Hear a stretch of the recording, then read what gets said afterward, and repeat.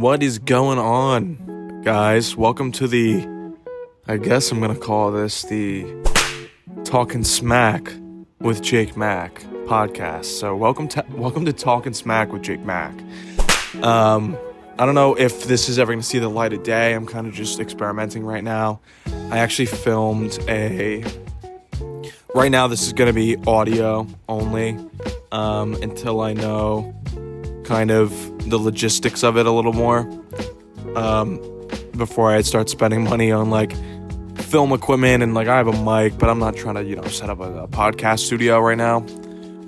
So I'm just gonna go with audio only for now.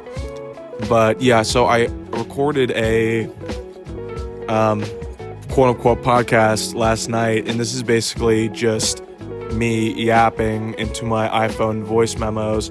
But since the newest iPhone has pretty good mic quality, and I also know how to, reduce noise and improve vocal quality via editing, it sounds pretty fire. So I ain't worried about it. But I filmed, oh my God, I keep saying filmed. I mean, I guess it's kind of, I recorded a version of this last night, and I had begun editing it a little bit around, and I kind of didn't love the subject matter I was approaching. I felt it wasn't bad, and I did think I had some good points. It was more so, a lot of it was about like, life and stuff like that. And though I do want to touch on that stuff, I feel like starting a podcast off the jump with like drama, like not drama. I know this is called the Talkin' Smack with Jake Mack podcast, but I know that sounds like I'm about to come on here and start, throwing mud at people. But I just like the way it sounds. I also had another podcast idea with my friend Matt that we might do, and that was kind of one of the names that we were workshopping because it was kind of went with our names, but I think we kind of set on something else. So I was like, you know what, let me steal Talkin' Smack with Jake Mack. But yeah, I didn't love the subject matter I was talking about, because I'm always going to be biased and think, why would anyone want to hear me talk about this? But I'm also me, and I don't, I could hear myself back and be like, wow, you sound stupid. It was also running for an hour, and when I tried to trim it down, it was kind of just like, I was using a software, but it was kind of finicky, and I just didn't, I was kind of starting to get a little stressed, and I was like, let me not do this to myself. So I'll probably try to keep this anywhere from 40 minutes to 45 minutes instead of the hour, because, trimming that is just annoying, and I don't have a guest, so it's kind of just me yapping. But I feel like I've been already yapping enough for about 3 minutes. What did you guys think of the new Indiana Jones game? I thought I was so pleasantly surprised. I supported the game from day one, even with the first person situation, but when everyone else was kind of giving it some shit because they wanted it to be in third person, I was like, you know what? It's Machine Games. They did Wolfenstein. Give them a shot. I don't really think they're going to screw this one up. So I was, optimistic, but I was also scared, because that was one of my favorite IPs. Indiana Jones is one of my favorite IPs, and I didn't want to see it go down the drain, especially after Dial of Destiny, which received very mixed acclaim. But that said, I think that games might have to be the new medium of shoveling out Indiana Jones content, because Harrison Ford is 82 years old, and the man just can't. I liked Dial of Destiny. Was it the best thing ever? No. but I liked it. I think I need to do a rewatch so I could really set, a firm opinion on it. But I enjoyed it. Um, but I really think that The Great Circle really hit it home. They did such a good mix of, the classic Spielberg um, bits and making you really feel like it was like when Spider-Man came out for the PS4 and everyone was like, "You really feel like Spider-Man."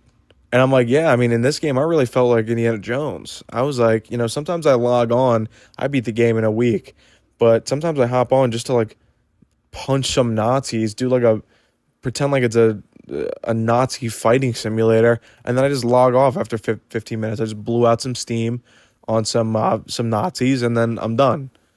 So that's my replay value of the game. I'm sure within a year or so, or however long, maybe when it comes out for PlayStation, because I have a PlayStation and an Xbox. Maybe I'll buy it for PlayStation and I'll replay it in a few months because it's really not a super long game, but it's how much you put into it. Maybe like you realistically could probably beat it in 8 to 10 hours, but I think I sunk about 20 in before I finished it for real. But I thought it was a great game. So happy it was critically acclaimed. And Troy Baker really, I don't know if you're familiar with Troy Baker, but he's done other voice stuff for like Uncharted. I think he's also done anime too. Um, and he's just a really talented voice actor. As someone who, if you've watched the Jake Mack channel or you have no idea what that is, I'm one for doing impressions and voices. So from one to another, even though I'm not voicing Indiana Jones in a huge hit IP, good job, Troy. Really, like, kind of really allowed me to be a part of the story and not get distracted. Because Han Solo, oh my God. Dude, this is why Harrison Ford is like, I don't care. I don't stop asking me these questions. Like, that's why he does this shit. Because just my brain auto set to calling Harrison Ford Han Solo. And that's why he would throw a Lego Millennium Falcon at me if he could. I don't really think he's as big of a grump as he really shows publicly. I think that's kind of a bit that, a lot of these late night hosts kind of set up for him to be like really uninterested in a lot of the questions and concerns or whatever. I really think that at the end of the day, he's a reclusive guy. He enjoys his privacy, but he's also keeps doing this for years and years. But Troy really did a good job at mimicking, not even just Harrison Ford, but just kind of like Raiders era Indiana Jones. And I thought that was really impressive. And I think now that Dial of Destiny came out and that was mixed, and this came out and it was very well received, that we should enter a new era of this IP in gaming, because I would rather not someone, what was it, Alden Ehrenreich did Han Solo, the movie. Listen, he did fine. I actually don't hate the Solo movie. I think it's actually a decent movie. That said, he did a good job, but I'd prefer to not. Maybe it's just my old head unk nostalgia, but I'd prefer to not replace Harrison. Remember when people were talking about Chris Pratt? Were we on crack? No. Like, maybe at the time it kind of made sense because he just did Jurassic World. They don't really look similar, but maybe there's just, like, if you put him in a fedora, there's, like, a similar gruff vibe. But no. I really think that the future of Indiana Jones is going to be in games. Or, like, an animated series. I think that would be cool. Some sort of animated, series with Troy. Or maybe Harrison wants to, put the fedora back on. Because did anyone see that at the Game Awards, whatever Game Award that was? Harrison Ford showed up. Think about this. Harrison Ford showed up to a Game Award ceremony. That, in what world? And he came out and he was like, if I would have known he would have done this good, I would have done it myself. Like, so Harrison Ford himself is, turning the hat over to Troy Baker. But I just thought that was crazy that Harrison Ford himself came out at the Game Awards, a Game Award ceremony, because, like I said, everyone feel like has this impression of him that he's like this, he doesn't care about anything. But, if he wasn't finding joy in it in some capacity, I don't think he'd be doing it for this long. But yeah, I thought that was a great game. But in terms of games, I'm kind of in like a dry spell right now. Really, actually, really in a dry spell. I think A Great Circle is the first game I've beaten in some time. And that's kind of how I am with games right now. I don't know about you guys. But, I was into gaming when I was a bit younger. I have my sweet spot for the Nintendo games. I obviously grew up with like an Xbox 360, PlayStation. Now I got the next gens, and they're cool, they're good, but they're almost at this point my home entertainment systems. Like, if I don't turn on my Roku, I'll put it on my Xbox. And my PlayStation's upstairs because for some reason there's an input lag with my PlayStation on my downstairs TV, and it's just like, But my uncle gave me his Xbox Gen X, which was beautiful. Thank you, Unc. So now it's just down here, but I spend minutes out of my precious time looking through Game Pass. Like, what do I even play? I have no interest. Like, I do not feel like sitting down, like, unless something really, really, really interests me. I'm not really playing. I don't know the last time I tried out like a new niche game or like something, new concept that really blew me away.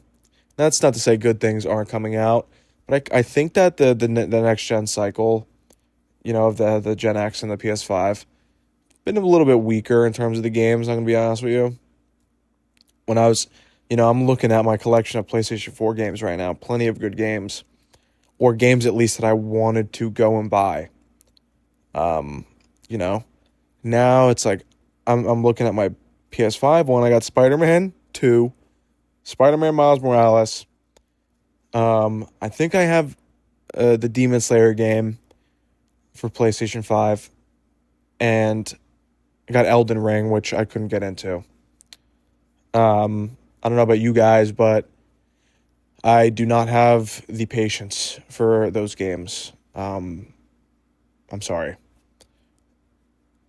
I know a lot of people love them, but I tried Elden Ring, put it maybe 5 hours into it, and by the fifth hour, I was like, I feel like I have not progressed an inch in this game, and I'm mad, I'm upset, I'm putting my blood, sweat, and tears into this. I'm crying, not literally, but wanted to, over what is going on in this game. And maybe I'm just stupid. Maybe I just can't do it. But I've also never played any of those other games. What are they called? Oh my God, Bloodborne, Demon Slayer, Demon Souls, Soul. Oh my God, everyone's gonna hate me. I feel like a grandpa. That I don't. It'll come to me in like 20 minutes. But yeah, not really blown away by anything. Maybe I haven't really looked. But again, my PlayStation's just kind of sitting in my room. I didn't even beat Spider-Man 2, and Spider-Man 2 was a good game. But the next game I really see myself getting, GTA 6. Like, I actually bought 2K25 the other day because I love basketball. And, I used to play the older 2Ks, like, in the teens. So, like, 15, 16, 17, 18, 19, and then in the early 2020s, I just kind of, like, realized that I was playing the same game over and over again, and that I was spending money on VC. It's just a scam.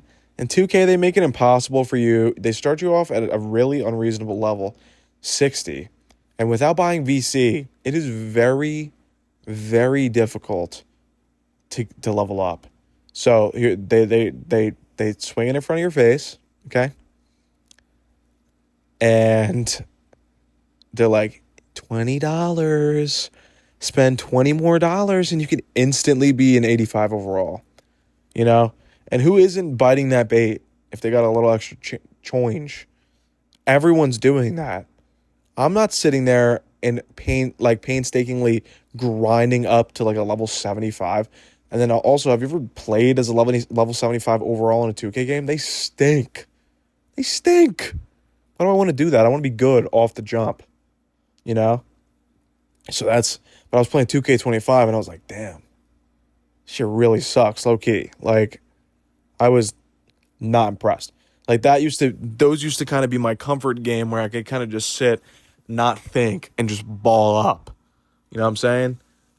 But that, I was just like, oh, I don't know. I feel so removed from this. Like, I was kind of like that with UFC too. Like UFC 3 or 4, I was really like on the career mode. I was just like letting out some steam. I was letting out some, whoa, burp. I was letting out some steam on those games. And those were fun. But again, same, it's the sport game curse. How much can you really change in a year? And it's kind of, I really think that what they should do, stop with the yearly shit. Do what like Rockstar does. Add consistent updates to your game. So when a new NBA season comes, update the rosters, add some new cards, maybe still leave a little incentive for people to buy VC, okay? Maybe do seasons, kind of like a battle royale situation.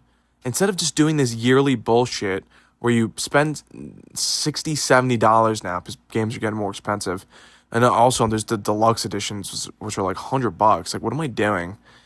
Just to see like a golden, like Kobe Bryant on my cover. Rest in peace, for real though.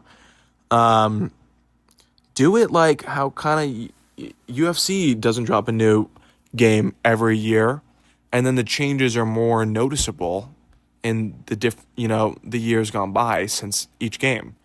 That said, UFC 5 is probably not one of the best, but that just happens. I thought UFC 4 was good. But 2K, slow your roll. Same thing with Madden. Slow it down. Make a game every 3 years. Make it 2K whatever. Redesign your whole thing from the bottom up. Do what I just said with the seasons. If people really love basketball, which people love basketball and will buy these games, they'll do it. Give incentive for a season system, and then make a new game. And then when the new game comes out, it's going to be like, whoa, they really locked in here. But why will they not do that? Why will they not listen to my advice? Because they want money. That is their bread and this 2K, their sports games are the bread and butter. They got Mafia. Okay, they got Mafia. I think 2K is Mafia. How many Mafia games are they dropping? I mean, I know that they're making the new Mafia game, which actually does look pretty good. But they're making 4 Mafia games in like a decade and a half. This isn't like again, it's not their bread and butter. Are they a big game series, Mafia? Yeah, pretty decently sized. But every year, new sport game. That's their thing.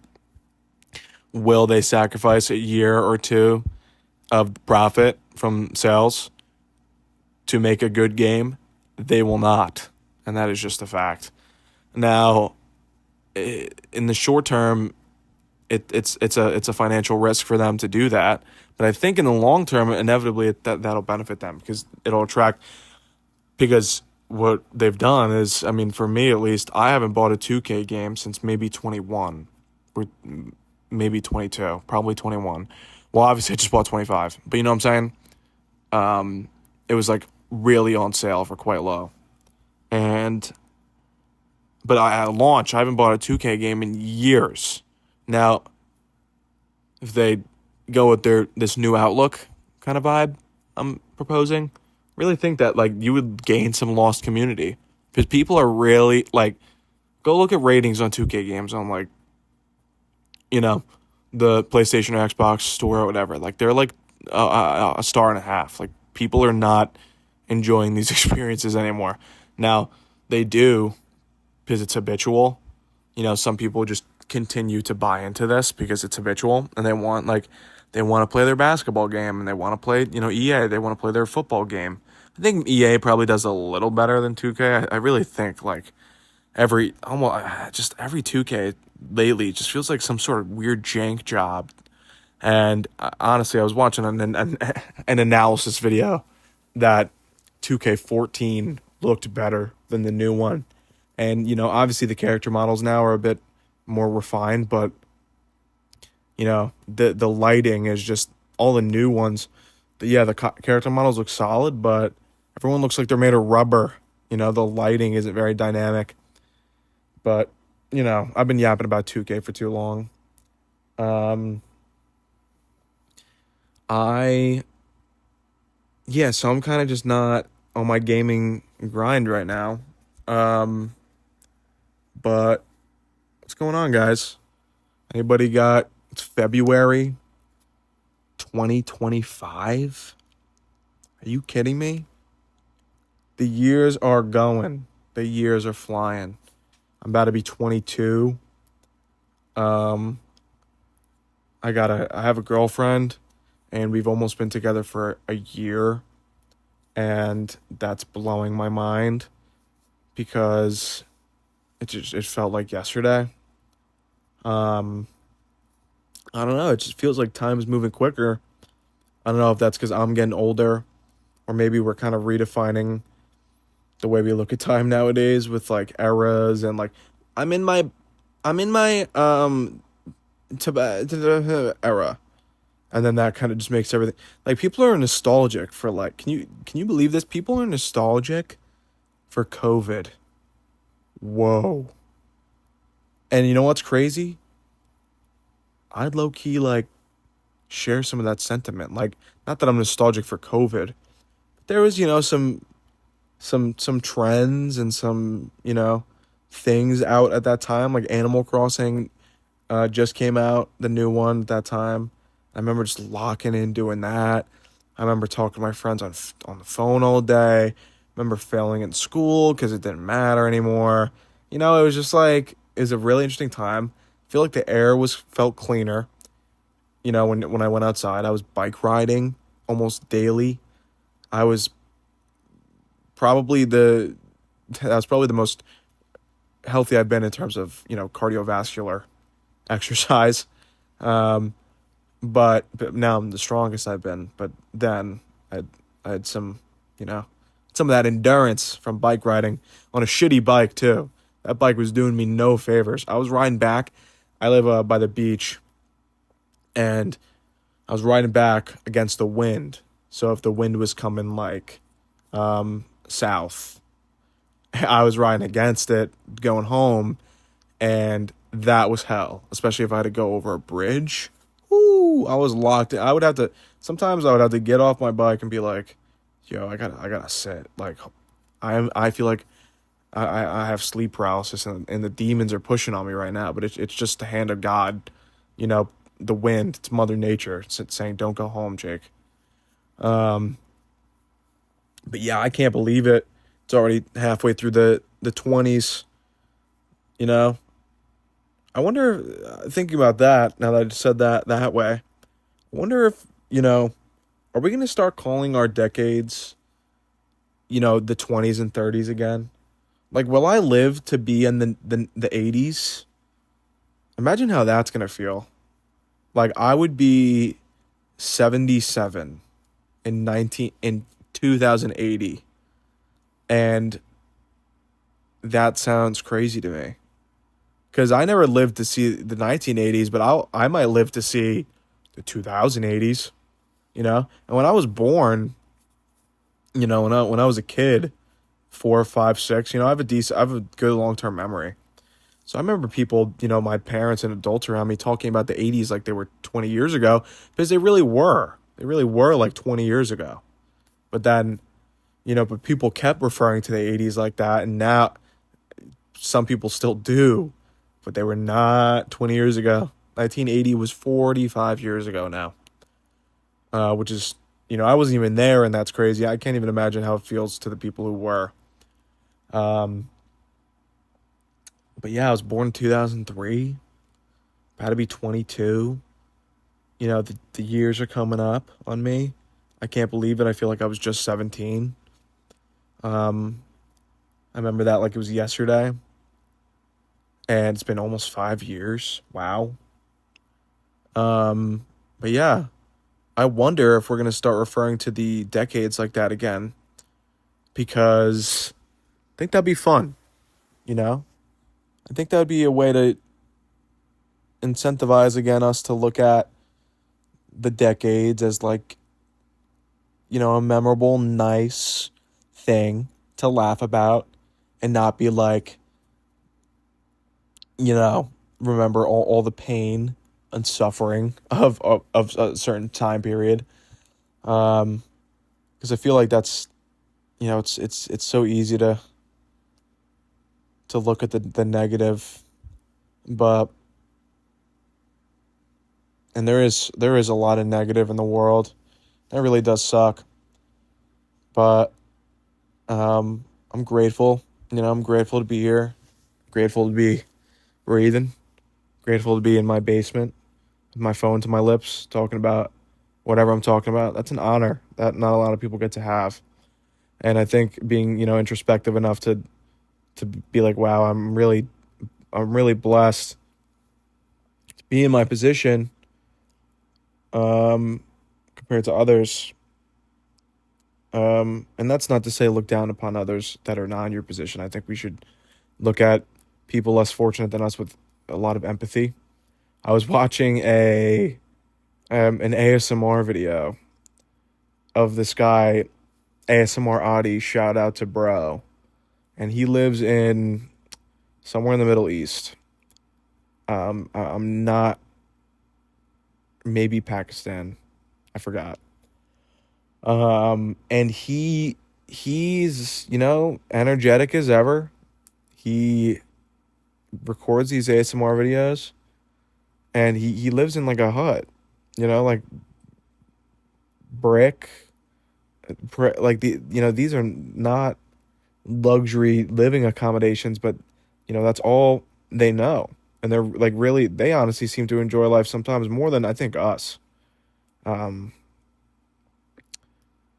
and I really look at that with respect. And um, part of me is obviously grateful to be in the situation I'm in, but sometimes I wish I could look at life a little bit more simplistically like that, and just be grateful for to be alive, to be able to go and do stuff, because not everyone is given that opportunity, whether they pass on or they're just really born into a rough environment. Even in this country, it happens. And yeah, I think we should always, every once in a while, we should take a moment out of our day to just be like, yeah, today's a good day. It could be worse. But on the and not the real, don't want to do such a jarring topic change, but I was thinking about how I recently got into anime around last May. So, well, May 2024. My buddy Matt, if you're listening, Matt, love you, pal. Miss you. I know it's been a little bit. I've been busy, but um, he had been trying to get me on this anime grind for a while, and I was kind of like, I've always been stupid apprehensive. I mean, growing up, I knew about Dragon Ball, I knew about Naruto.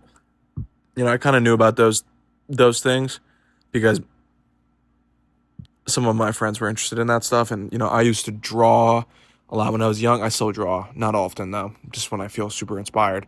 But I thought Goku just looked dope when I was 10, so I would draw like Goku a bit. But as I entered my teenage years to adulthood, I was very apprehensive to watch anime because my knowledge, my minimal knowledge of it was telling me that it was weird and creepy. Um, which with retrospect, well, not retrospect, with now knowing, having seen a few, some of them get a little weird, but you know cultural differences and sometimes the fan service is a little much, but for the most part, I think they're well. It's not maliciously intended. Now there are some animes that get a little funky freaky, but I'm not really watching those. Um, but for so long, I was put off, and my buddy Matt was I'd go to his house every once in a while, and he'd throw an anime on, be like, "What you gotta watch this, man." Remember he showed me like the first episode of Attack on Titan like 2 years ago. I thought that was crazy, but something wasn't drawing me to it in the moment. He showed me like Rent a Girlfriend, which that's one of the ones that's a little funky freaky. Um, but and then eventually he showed me Yu Yu Hakusho, and Yu Yu Hakusho felt like nostalgia for something I never had before, and I was like, "What? Where? This is like awesome." So if you haven't seen Yu Yu Hakusho, or if you haven't seen an anime, go watch Yu Yu Hakusho. The English dub is amazing, and I really recommend it if for your first, because there's a lot of like motifs of shonen things that come like from that time. So it's an early '90s anime, and it has one of the best, I think the best tournament arc I've ever seen in an anime, the Dark Tournament, and just the main characters are awesome. Instantly, in the English dub is just it's so full of personality. It had me from episode one. So I grinded through Yu Yu Hakusho within a month and a half or two. Um, and I was like, whoa, am I really on this like anime journey now? And since then, so since May, which is under a year ago, I think it's about 9 months ago, if I'm doing math correctly. I've watched 7 animes. I believe, some of them aren't done. Like maybe the manga's finished, but the anime isn't done. But I've finished of what exists. Um, Death Note, Yu Yu Hakusho, Demon Slayer, Attack on Titan, Doctor Stone, Fire Force, and Full Metal Alchemist Brotherhood. Believe those are all the ones I've seen. And I've also watched a little under 100 episodes of One Piece. But One Piece, and I really actually do like One Piece a lot, but it's just so daunting that I'm just scared to continue. Um, but I gotta say, as someone who used to oppose this stuff, just thinking it was freaky, if you feel the same way, lock in and watch a shonen anime. So that's like anime for boys. I think that's what that means.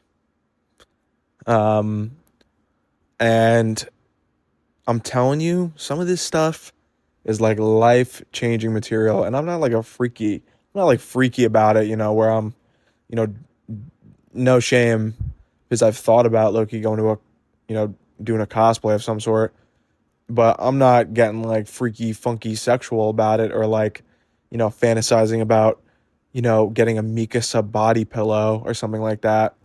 Um, that I don't know if I could ever fit that vibe. That's just not me. That's you.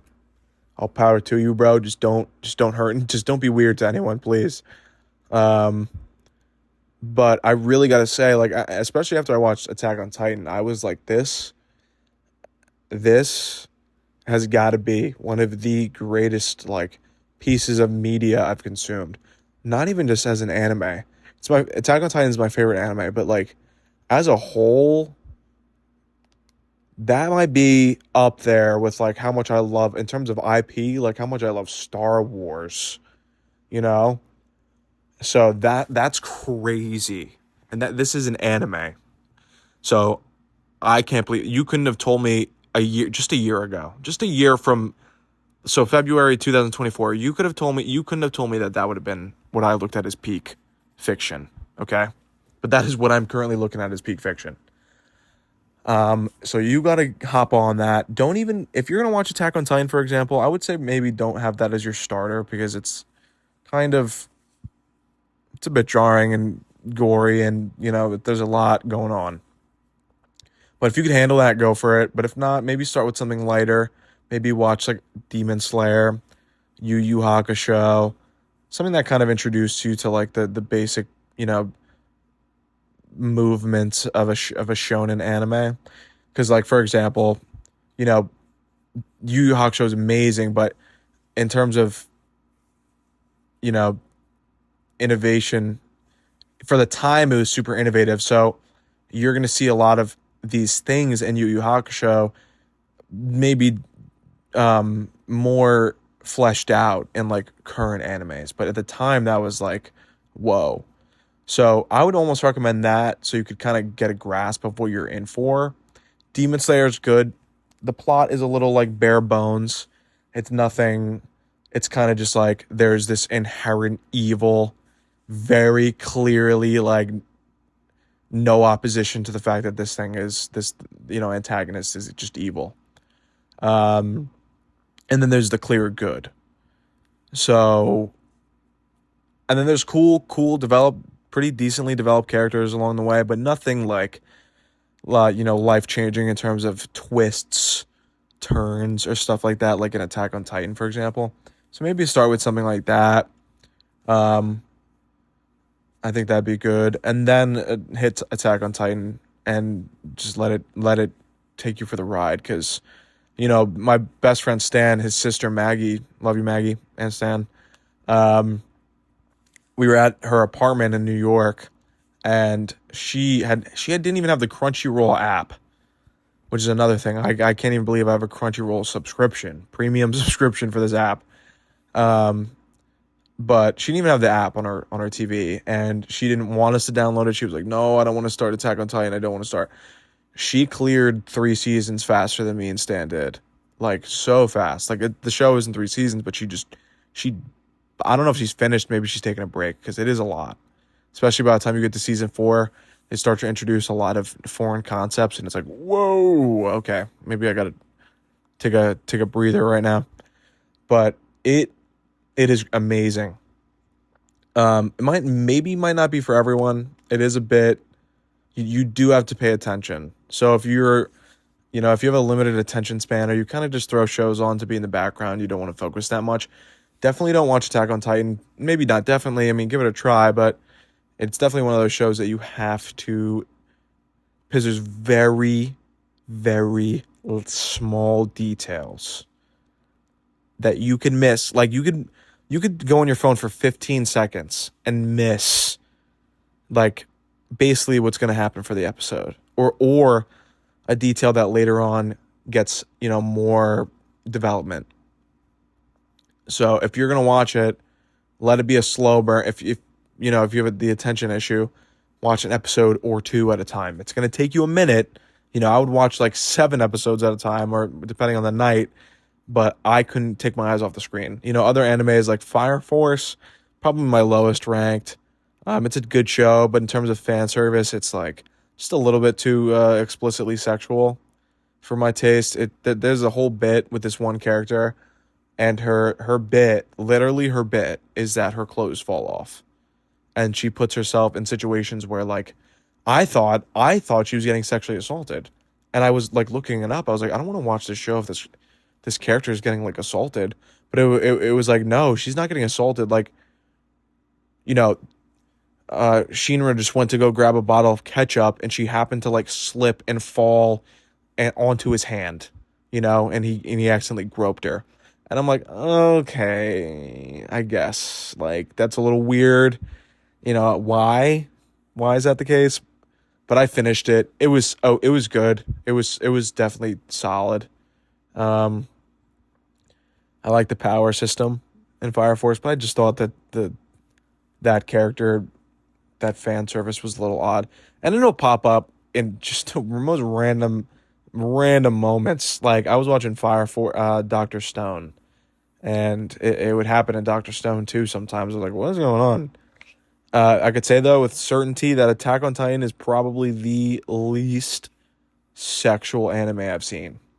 Like they don't even show. There is not one scene where there is cleavage. Not one, from my knowledge. Not one scene where a character is like put in like a weird sexual position. And I kind of appreciated that. Um, Unless you count like Eren Yeager shirtless towards the end, if that's what you're into, then maybe you could get off to that. But nothing weird with like Mikasa or Annie or Astoria, like nothing with them. Um, with the women. I mean, unless you want to count the female Titan, which if you haven't seen it, you'll find out. Um, but you know, looking past that, with certain other animes, they're really good. And I would just watch Full Metal Alchemist. That one wasn't really that sexual either, and that was nice. Nothing crazy. And Full Metal Alchemist was great. Full Metal Alchemist Brotherhood, because the original that came out hadn't caught up with the manga wasn't done yet, so the anime kind of just finished on its own accord, and it's different than the way the manga finished. So Brotherhood kind of just stays more true to the manga, and great ending, dope characters. I also like the alchemy aspect of that show. In terms of what's next for me with anime, might be taking a little break ski right now.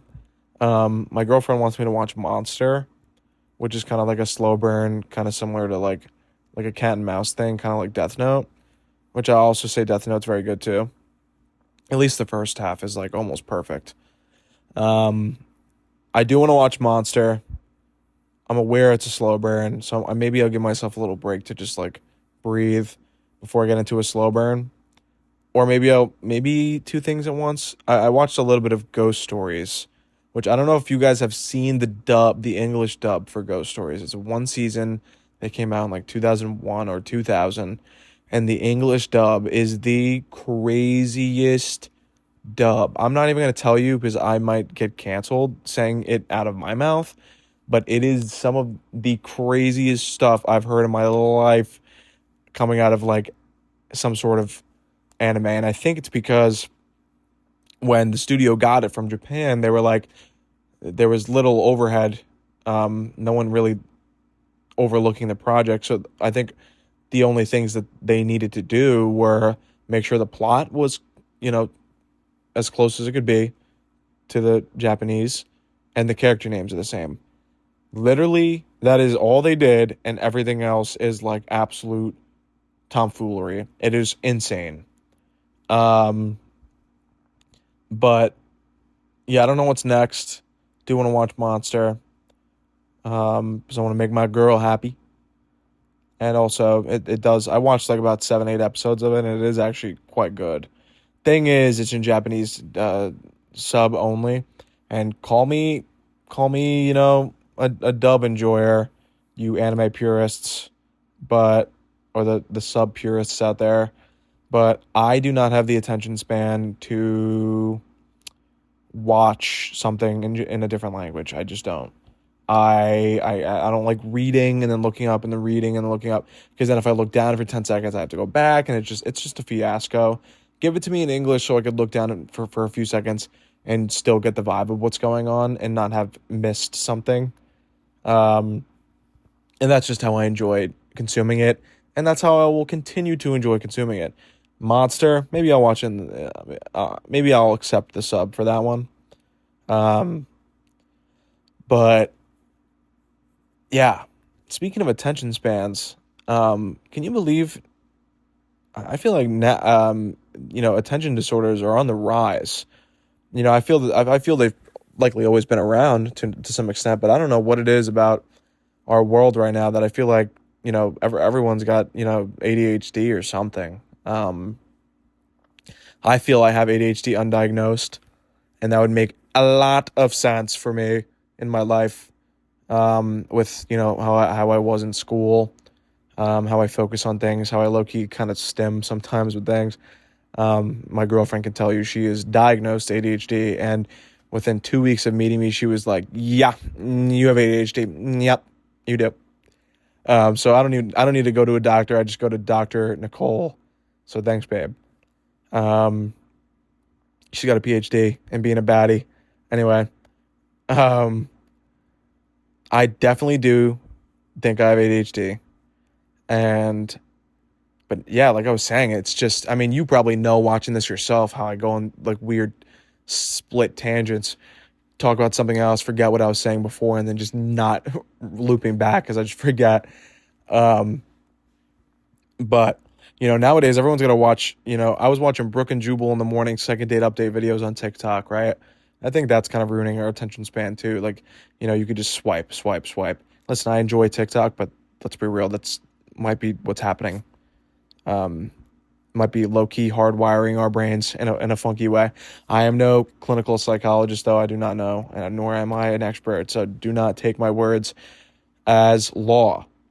Anyway, I was watching Brooke and Jubal in the morning second date update videos, which is like the radio show. It's an older radio show from like a few years ago that broke up, and now they're kind of doing their own thing. But they used to do this segment where someone would send in an email that they went on a date and it went so well, but this person ghosted them, so they'd get the person on the phone, and then they'd both go on the phone, and it's just funny and just low key, very entertaining for me. But they would be like 10-minute videos or like split up into 5-minute videos, and on TikTok, I'm really not watching videos for 10 minutes. So on the bottom, they'd have Minecraft parkour videos to look at while you're listening because we are so brain dead nowadays that we need to watch people playing with slime or hydraulic presses destroying like Orbeez to enjoy consuming our content. Some people can't even watch, like some people see a 2 hour movie. They're like, shoot, I don't know if I could do that. I'm like, damn, this is where we're at right now. This is crazy out here. I just feel like maybe our brains aren't meant to consume as much information as we are consuming in such short periods of time. Because we could ingest so much, but where's it going? Where's the information getting stored? And also, are we researching that information that we're seeing? So it's like I could scroll for 15 minutes on TikTok, learn about 55 different things, and maybe I'll have a base level of understanding about it. Like, yes, that is happening, but I don't know why. I don't know how. I don't know what the resolution is. I don't know when it happened. It's just kind of there. And I think maybe just that kind of, we don't evolve fast enough, not even close, to, have gotten used to the digital age by now. Back in the day, you'd have to go look in a book to study, literally do your own research. And now everything's kind of just at our fingertips, and it's up to us whether we choose to fully invest in consuming ourselves in it or not. So maybe that's why. Again, not a psychologist. I don't know. I could be dead wrong. But that's just my little theory. It's my little theory on the impact of social media. And, I'm not giving I talked to my girlfriend about this already. We are not giving our child no iPhone early on. Sorry. My girlfriend's a little older than me.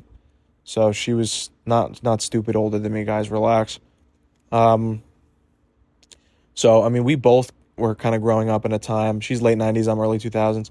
We were both growing up in a time where, kids were still kind of going outside a bit, But nowadays, you throw in a freaking iPad with some berries dancing around in front of a kid's face, and then they want to do more. They want to play games. They want their own phone. They want to talk to their friends. And it's just like, y'all know too much. Y'all know too much. These teachers are quitting their jobs. Y'all are 7-year-olds on the playground talking about Gyat and being the Rizzler. You do not know the implications of life yet, y'all. You could be smarter than a fifth grader. Like, you could be a smart fifth grader, but you do not have the wisdom to, put the full puzzle together. It's just you do not have your development just isn't there to have these complex understandings of the world. And I think exposing kids to such, to so much is a lot. When I was young and I was finding out about like, taboo sexual stuff for a kid, it was kind of just like it was really taboo. Like, your friend would be like, yo, have you ever heard of twerking? And it'd be like, no, what's twerk? Like, you know what I'm saying? Now, and that also wasn't until like my, maybe middle school era. Everyone says in elementary school, there are elementary renditions of like dirty jokes, like, your stinky butt, bye. But now These kids are running around yelling skibbity toilet, whatever. I don't know. Got to the Rizzler, Ohio, Livy Dunn. You should not be 4'10" talking about Livy Dunn's yacht. I'm sorry. Like, unless your growth is stunted and you're genuinely 4'10" as an adult, that's fine. But no child should be talking about that. But, you know, on to play devil's advocate, we are in a really weird spot where if you don't give your kid a phone, will they be inept? Will they be socially inept? What's the middle ground? Because when I was younger, 17, 18, 19, I still felt this way, but I was kind of just like, that kid ain't getting a phone till he's 13. He ain't getting no phone till he's 13. It ain't happening. But now now that I'm a little older, you know, I understand prospectively that, you know, a kid might feel super, super left out if a bunch of other 6-year-olds have an iPhone. But then what's the middle ground? Because, you know, we're going to start being boomers one day, and these kids are going to start knowing the tech better than us because they're growing up with it. How they're going to be able to get around the restrictions and whatnot. Then what do we do? So what's the middle ground? Do we not give a kid a phone until they're, you know, 10, 11, 12, 13, where they might be able to handle it a little more? Or do we give them, like, is there a flip phone out there that's kind of like kid friendly that is, you know, sort of up to date? Or are there kid phones? Is someone gonna is this a thing? I don't know. Someone gotta invent, like, someone at Apple or Samsung gotta invent, like, the kid phone, you know, for children that they physically cannot, like, do certain things on it. I know there's restrictions, but I don't know, just a weird spot. I've always wanted kids. I've always at least wanted a kid. And I still feel that way, but I'm also getting a little scared of that concept. Not because I think I'd be a good father, because I have a lot of, you know, perspective on fatherhood, I think, from different people in my life or their lack of. And I know I would just want to be a good one. That said, it's a lot of an ask. Do not feel like I'm in the financial or, you know, even though I feel mature, I don't think I'm ready for that quite yet. And I want to bring up a kid in this economy, in this world? So it's kind of a discussion to have. And, you know, inevitably, I like I said, I feel like I do want to have a child. But it's definitely more of going to be a logistical issue than it would have been if I was thinking about it, you know, a few years ago. But, you know, we can only take it day by day. The future's unwritten, so just, you know, do what you got to do. I just realized I wanted this to be 45 minutes, and it's 53. So if y'all enjoyed this, hearing me yap, I don't know where I'm going to post this or how. I don't know how podcast posting works. But if you enjoyed, you know, make sure to support, leave a like or whatever it is. And, you know, maybe I'll be back with another one. Maybe this will never see the light of the day. Whatever it is. Appreciate the support nonetheless. And, yeah, I'll see you on the next Talkin' Smack with Jig Mac podcast. See you guys around. Be safe. Deuces.